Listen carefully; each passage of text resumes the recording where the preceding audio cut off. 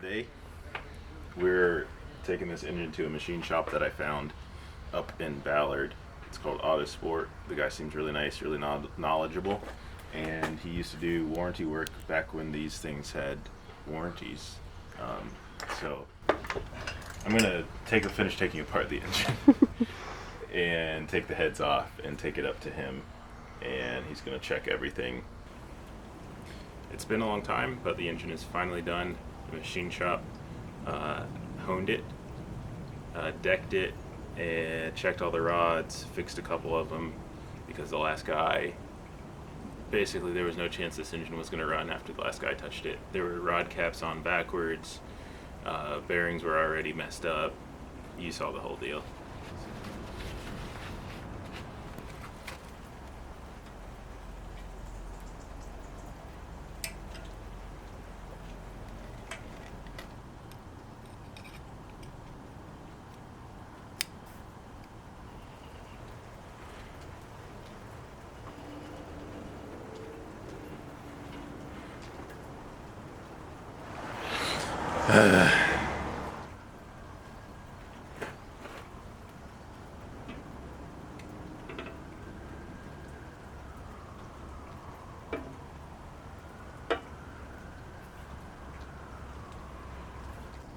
Alright, I had the camera off, but what I found out is the thrust bearing is keeping it from going on.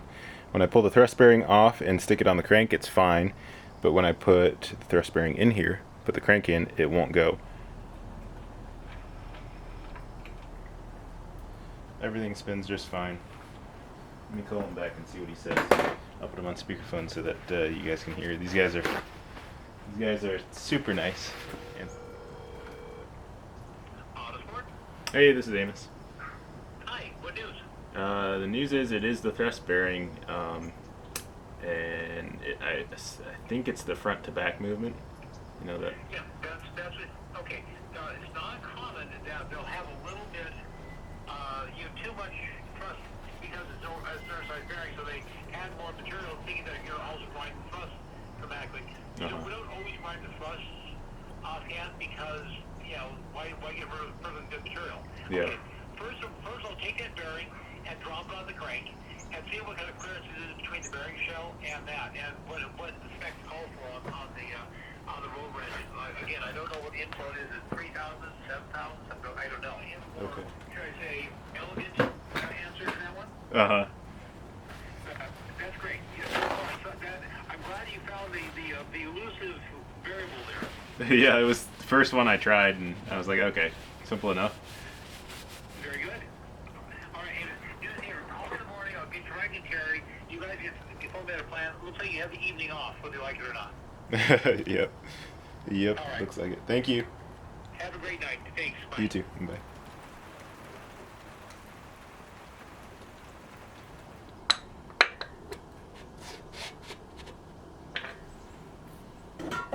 See if that guy fits in there now.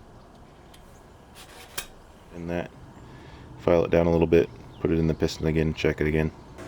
Spoke with Autosport Seattle. He says the 1 thou clearance should be alright.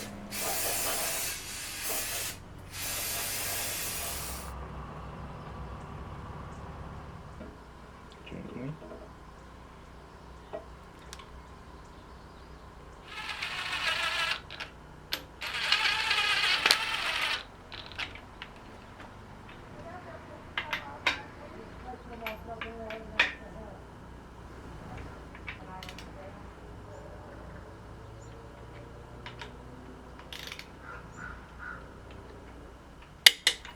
And each time I tighten one, I'm going to just check and make sure it spins nicely. Got everything installed as far as the main bearings go and the caps, and here's how it rotates. Nice and smooth. Arrow goes towards the front. Drop this in here. Alright, I just took the cap off. I would check this with plastic gauge. Looks like we have a 1,000th and a half of clearance, which is perfect. That's right where we want to be. So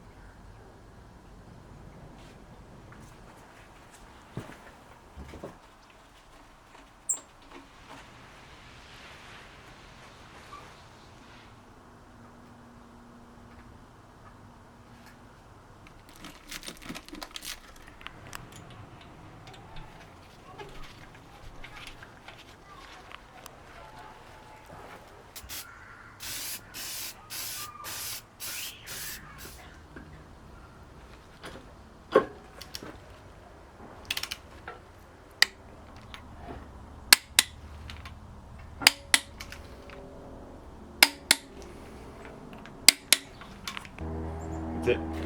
Heads are on. And yeah, now it's just the upper intake or the lower intake. Rockers, push rods, tappets, or lifters, whatever you want to call them. Yeah, home stretch on the engine, and then we get to drop it back in. So, the end for today.